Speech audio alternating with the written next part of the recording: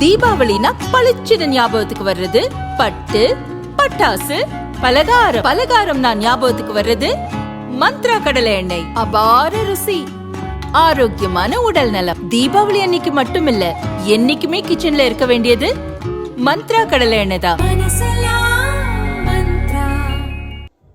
திருப்பரங்குன்றம் மலை உச்சியில் கார்த்திகை தீபம் ஏற்ற ஹைகோர்ட் மதுரை கிளை சமீபத்தில் தீர்ப்பளித்தது.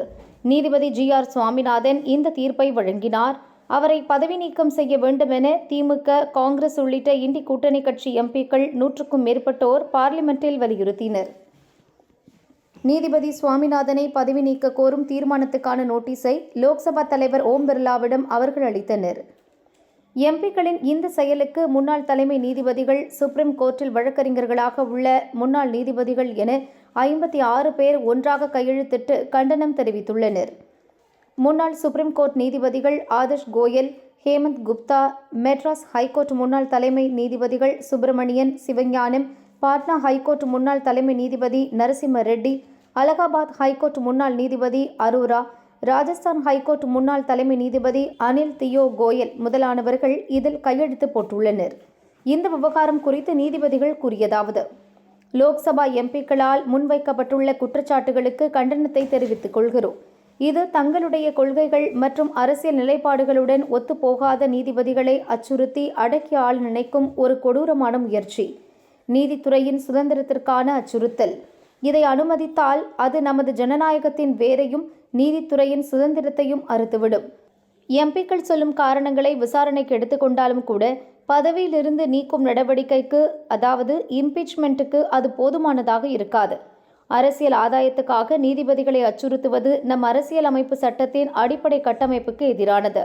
எமர்ஜென்சி காலத்தில் கூட அப்போதைய அரசு நீதிபதிகளை பதவி நீக்கும் செயலில் ஈடுபடவில்லை. இந்த நடவடிக்கை நீதிபதிக்கு எதிரான தனி செயலாக தெரியவில்லை. நீதித்துறை சுதந்திரத்தின் மீதான அச்சுறுத்தல்களின் ஒரு பகுதியாக இது உள்ளது. 2018 தலைமை நீதிபதியாக இருந்த தீபக் மிஸ்ராவுக்கு எதிராக இம்பீச்மெண்ட் முயற்சி நடந்தது. முன்னாள் தலைமை நீதிபதிகள் ரஞ்சன் கோகோய், SA பாப்டே மற்றும் சந்திரசூட் ஆகியோருக்கு எதிராக அவர்கள் பணியில் இருந்த போதே அவதூறுகள் பரப்பப்பட்டன. அவை யாவும் அரசியல் நோக்கம் கொண்டவை. தற்போதைய தலைமை நீதிபதி சூரியகாந்த் மீதும் அவதூறுகள் அள்ளி வீசப்படுகின்றன. அரசியல் அழுத்தங்களுக்கு அடிபணியாமல் சட்டப்படி தீர்ப்புகள் வழங்குவதுதான் நீதிபதிகளின் கடமை. ஆனால் நீதிபதி சுவாமிநாதனுக்கு எதிரான நடவடிக்கை அரசியல் நலனுக்காக நீதித்துறையை அச்சுறுத்தும் முயற்சியாக உள்ளது. நீதித்துறையின் நேர்மையை உறுதிப்படுத்தவே இம்பீச்மெண்ட் உள்ளது. அதை அரசியல் அழுத்தங்களுக்கான கருவியாக, பழிவாங்கும் கருவியாக மாற்றக்கூடாது. இந்த செயலை அனைத்து தரப்பினரும் உறுதியாக கண்டித்து ஆரம்பத்திலேயே தடுக்க வேண்டும்.